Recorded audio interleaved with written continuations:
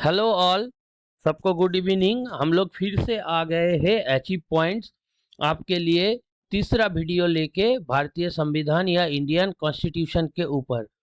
जैसे हम लोग पहले बोल चुके हैं, फिर एक बार बोल रहे हैं, ये वीडियोस आपको स्टेप बाय स्टेप गाइड करेगा यूपीएससी प्रीलिम्स के लिए, जहाँ पे आप कुछ ही महीना बचा है प्रीलिम्स के लिए, जहाँ पे आप अच्छे से प्रिपरेशन लेके पास करके क्वालिफाई करके एक अच्छा एडमिनिस्ट्रेटर बन सकते हैं।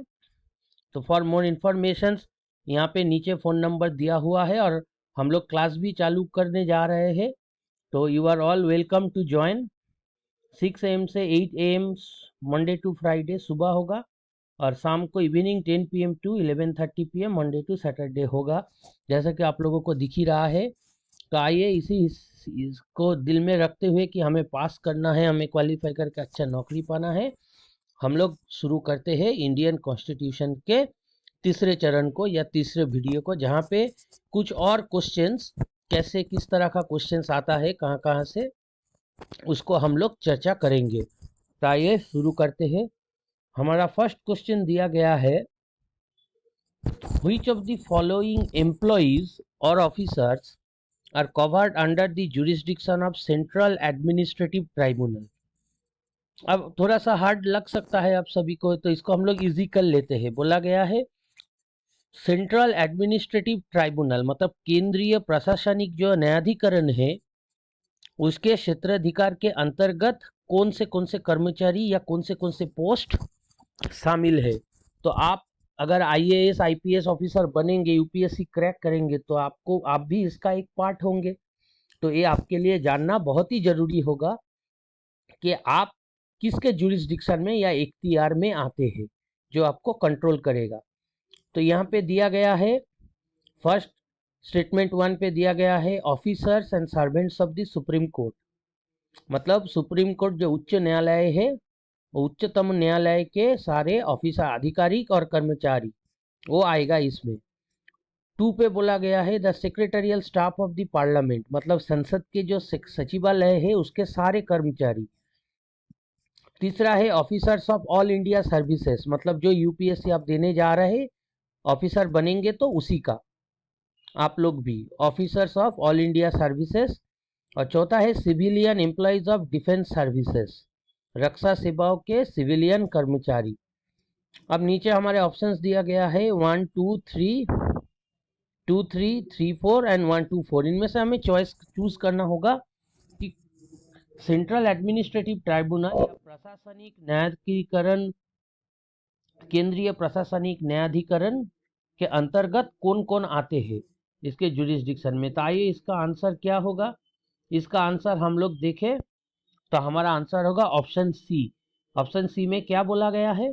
ऑप्शन सी में बोला गया है 3 and 4 ओनली, मतलब जो सारे आधिकारिक है, ऑल इंडिया सर्विसेज के ऑफिसर्स, अखिल भारतीय सेवाओं के अधिकारी, मतलब IAS IPS, Indian foreign service, Indian railway service, ये सब आ जाते हैं केंद्रीय प्रशासनिक के न्यायालय के अंतर्गत।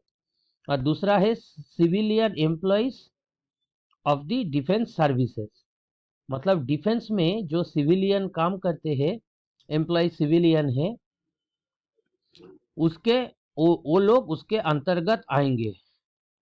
तो समझ में आ गया कि जो हमारे पहले दो ऑप्शन से, पहला वाला सुप्रीम कोर्ट हम जानते हैं कि हमारे जुडिशियरी अलग है, इंडिपेंडेंट है, तो सुप्रीम कोर्ट के कर्मकर्ताओं या अधिकारी या कर्मचारी इसके अंडर नहीं आते। और संसद भी अपना खुद का चलाते हैं, मतलब संसद का नियम अपना खुद का है, तो वहां पे भी ये चीज लागू नहीं होता। ये लागू होता है किसके ऊपर? उन कर्मचारियों के ऊपर जो आपका अखिल भारतीय सेवाओं से जुड़ा हुआ है, मतलब ऑल इंडिया सर्विसेज से जुड़ा हुआ है।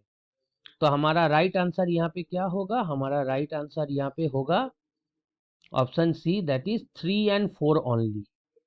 शुरू के दो, 1 और 2 नंबर के लोग नहीं आते इस सेंट्रल एडमिनिस्ट्रेटिव ट्राइब्यूनल के अंदर। आइए नेक्स्ट क्वेश्चन पे जाते हैं। नेक्स्ट क्वेश्चन बोला गया है, if A national emergency is declared on the ground of armed rebellion. बोला गया है अगर राष्ट्रीय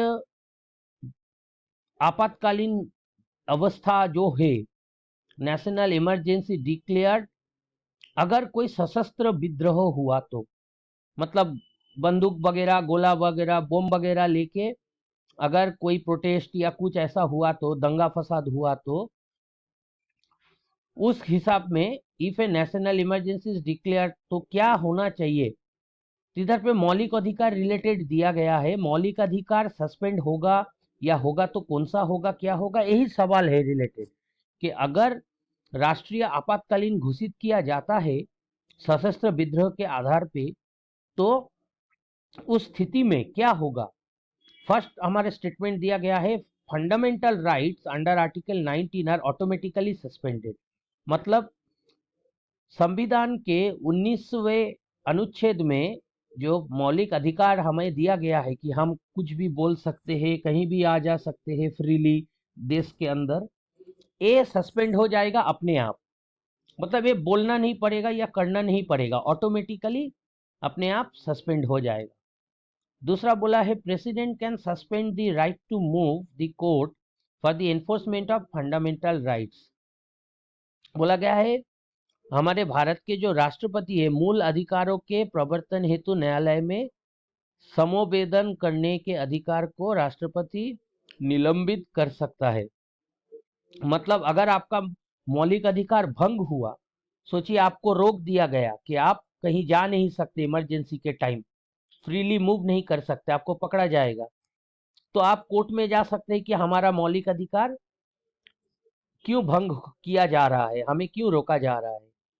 तो आप कोर्ट पे नहीं जा सकते, प्रेसिडेंट हमारे देश के जो राष्ट्रपति है वो आपका ये अधिकार सस्पेंड कर सकता है, मतलब आप नहीं जा सकते। और तीसरा है, the enforcement of the fundamental rights guaranteed bye article 21 and 22 cannot be suspended. मतलब अनुच्छेद 21 और अनुच्छेद 22 में मौलिक अधिकार जो दिया गया है वो किसी भी हालत में सस्पेंडेड नहीं होगा, उसे किसी भी हालत में निलंबित नहीं किया जाएगा। अब बोला गया है कि इनमें से कौन सा स्टेटमेंट हमारा करेक्ट है, तो आइए देखते हैं।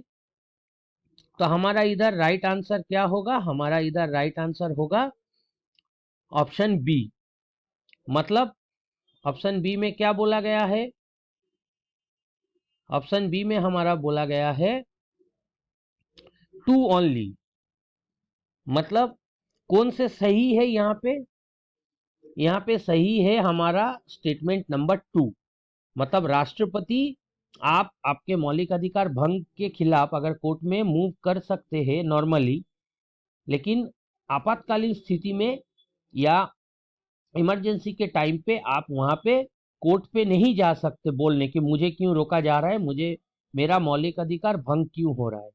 ये राष्ट्रपति के पास क्षमता दिया हुआ है कि राष्ट्रपति चाहे तो ये रोक लगा सकता है और उसमें कोई कानूनन कार्रवाई या कानूनी कार्रवाई नहीं होगा, ये एकदम निश्चित है, तय है। तो आइए नेक्स्ट क्वेश्चन। तो हमारे पहला क्या हुआ, नहीं हुआ, क्यों, क्योंकि 19वां धारा में जो है कि मौलिक अधिकार को सस्पेंड किया जा सकता है आर्टिकल 19 को, ये सही नहीं है। मतलब अपने आप ये सस्पेंड नहीं होगा, ये अपने आप इसको निलंबित नहीं किया जा सकता, ये तभी सस्पेंड होगा अगर पार्लियामेंट या संसद चाहे तो। मतलब अपने आप नहीं हो सकता, अगर संसद अनुमति दे कि हाँ आप कर सकते हैं तो डेफिनेटली ये हो सकता है। तो इसीलिए पहला स्टेटमेंट भी गलत है। और तीसरा वाला, enforcement of fundamental right 21 22 cannot be suspended, ये भी बात नहीं है। आर्टिकल 20 और 21 सस्पेंड कभी नहीं किया जा सकता, लेकिन 22 को सस्पेंड किया जा ही सकता है। तो इसीलिए ये स्टेटमेंट भी हमारा गलत हो गया। अब आइए नेक्स्ट सवाल पे जाते हैं। नेक्स्ट सवाल हमारा दिया गया है, right to contest election to a panchayat in India is. सीधा सा सवाल है एकदम कि पंचायत की जो चुनाव होते हैं, उस पंचायत के चुनाव में कोई भी लड़ सकता है वो किस तरह का अधिकार है। मतलब आपको अगर पार्टी वोट दिया, टिकट दिया कि आप पंचायत इलेक्शन में लड़ सकते हैं, तो ये आपका किस तरह का अधिकार है। यहाँ पे बोला गया कॉन्स्टिट्यूशनल राइट्स, मतलब संविधानिक अधिकार। दूसरा बोला गया है स्टैट्यूटरी राइट्स, मतलब सांविधिक अधिकार। नेचुरल राइट्स, नैसर्गिक अधिकार। एंड फंडामेंटल राइट्स, यानी कि मौलिक अधिकार या मूल अधिकार। तो आप पंचायत में लड़ सकते हैं वोट या इलेक्शंस, तो ये आपका किस तरह का अधिकार है। जरूरी नहीं कि आपको कोई पार्टी टिकट दे, आप चाहे तो खुद अपना पार्टी बन के या इंडिपेंडेंट कैंडिडेट बन के इलेक्शन कॉन्टेस्ट कर सकते हैं। ये हमारे भारत के नागरिकों के पास इसका अधिकार दिया गया है। तो किस तरह का अधिकार है, आइए देखते हैं। यहाँ पे राइट आंसर होगा हमारा ऑप्शन ए, यानी के पॉलिटिकल, यानी के कॉन्स्टिट्यूशनल, यानी के फंडामेंटल, संवैधानिक अधिकार। क्यों एक कॉन्स्टिट्यूशनल राइट से, क्योंकि हमारे भारतीय संविधान में ये बोला गया है कि कोई सीमित पार्टी नहीं है, पॉलिटिकल पार्टी। तो अगर मैं चाहूं या आप चाहे तो आप अपने पंचायत में election commission, state election commission के पास आप अपना नॉमिनेशन या मनोनयन जमा कर सकते हैं कि मैं खड़ा हो रहा हूं इलेक्शन में एज ए इंडिपेंडेंट कैंडिडेट, मतलब एज ए निर्दल। आप किसी भी दल के नहीं है, आप इंडिपेंडेंट है और आप खड़े हो सकते हैं। लेकिन उसके लिए कुछ नियम है या कुछ रूल्स है जो आपको मानना पड़ेगा, बस इतना ही है। तो ये आपका ना तो नेचुरल राइट है, ना ही मौलिक अधिकार है। इलेक्शन कोई भी मौलिक अधिकार में नहीं आता। तो पंचायत इलेक्शन में मैं खड़ा हो सकता हूं कि नहीं, मैं अपना पार्टी चालू कर सकता हूं कि नहीं, ये पूरा का पूरा संवैधानिक अधिकार है, क्योंकि ये संविधान में ही बोला गया है। अब आइए नेक्स्ट क्वेश्चन पे आते हैं। नेक्स्ट बोला गया है which of the following are the characteristics of parliamentary form of government in India. मतलब नीचे जो तीन दिया गया है स्टेटमेंट या तीन फीचर्स, वैशिष्ट दिया गया है, उनमें से विशेषता या विशेषताएं दिया गया है। किसका दिया गया है, संसदीय स्वरूप का, सरकार के संसदीय स्वरूप का। इनमें से नीचे कौन सा सही होगा। मतलब पार्लियामेंट्री फॉर्म ऑफ गवर्नमेंट के जो फीचर्स या विशेषता है वो इनमें से कौन सा होगा। फर्स्ट बोला गया है the sovereignty of the Indian parliament. Sovereignty mean भारतीय संसद के संप्रभुता। मतलब भारतीय संसद जो है, इंडियन पार्लियामेंट जो है, वो सोवरेन है। सोवरेन मतलब वो किसी के मोहताज नहीं है या किसी के अंडर में नहीं है। क्या ये सही है, यही हमें देखना है।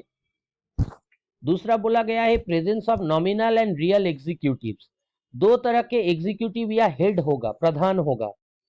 क्या प्रधान होगा, एक जो असली प्रधान होगा जिसके पास पावर रहेगा, और दूसरा है जो सांविधानिक या नॉमिनल प्रधान होगा, मतलब संविधान के हिसाब से उसको सबसे ऊपर बैठना है।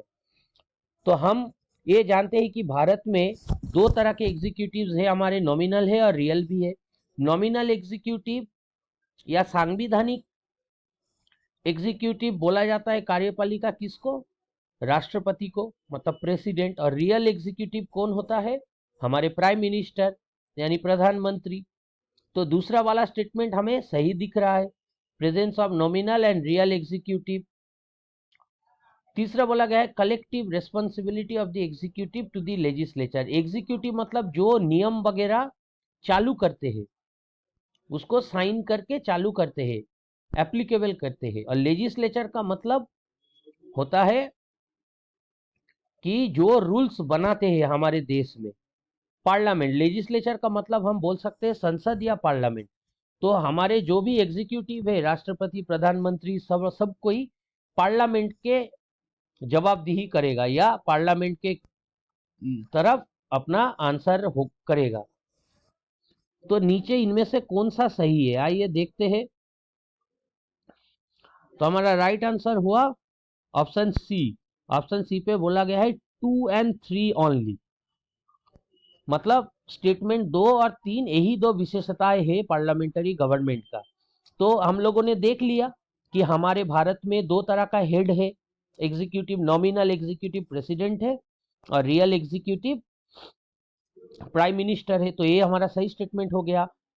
प्राइम मिनिस्टर प्रेसिडेंट जो भी हो, सभी कोई किसको जवाब करता है, संसद में जवाब देता है अपना।